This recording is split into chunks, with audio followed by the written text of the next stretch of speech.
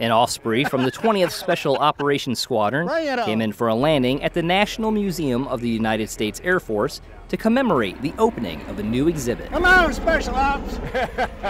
As the plane of the unit called the Green Hornets approached, Fred Cook's enthusiasm was apparent. Bring it on in! Bring it on in! Randy Harrison was just as excited to see the CV-22 up close and personal. Heck of a machine you got here, guys. Oh, this is incredible. While it was the first time the men had been on an Osprey, it wasn't their first foray into special operations. Times on Hueys, but I do have some H3 time. Yeah. And a little bit of 53, but I don't brag about it. You see, this commemorative flight is for an exhibit depicting Cook, Harrison, and members of the Green Hornets nearly 50 years ago.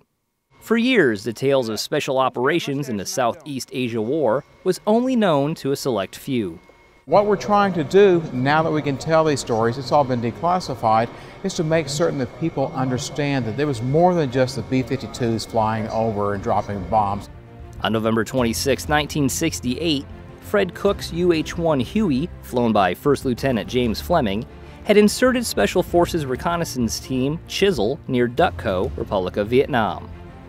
Almost immediately, the 6-man Special Forces team became pinned down by a much larger enemy force and called for extraction. Fleming's crew was unable to recover the Special Forces team on an initial pass due to intense enemy gunfire. With no safe landing spot, Fleming came in again and hovered the helicopter just above a river, nudged up to the riverbank. Fred Cook was one of the helicopter's door gunners, keeping the enemy at bay while the reconnaissance team made its way to the Huey.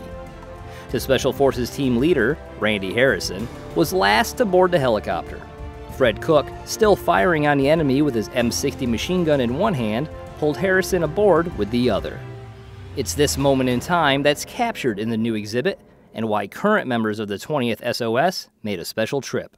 I feel very privileged and personally honored to be here, but I can tell you on behalf of the men and women of the 20th SOS, I couldn't think of a better way to share our appreciation for the legacy of the men that came before us and helped build what is now Special Operations. A legacy built over 5 decades. A legacy built by operators as enthusiastic today as they were in 1968. I was usually going out the door at 800 feet, so to get the chance to actually talk to crews that have taken it operational and taken it into the sandbox is a real amazing opportunity. For these men, the exhibit is more than grass and paint, more than plexiglass and uniforms. This is personal. So these guys are personal. So make it very emotional to see this. If it hadn't been for them, nothing else would have happened after that. And I've had a really good life, and I owe it to these guys. A life come full circle, out of the reaches of death to a moment of shared reflection. As long as I live, I will never be able to express my appreciation to you and your crew for giving me the rest of my life.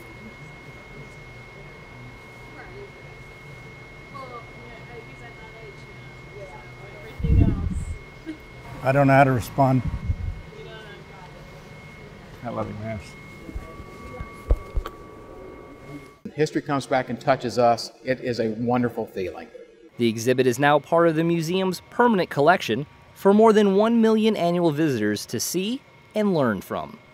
I'm proud to call this my museum, Air Force Museum, and that display, yes, I'm proud of that display. Proud of the job they done. From the National Museum of the United States Air Force, I'm John Harrington.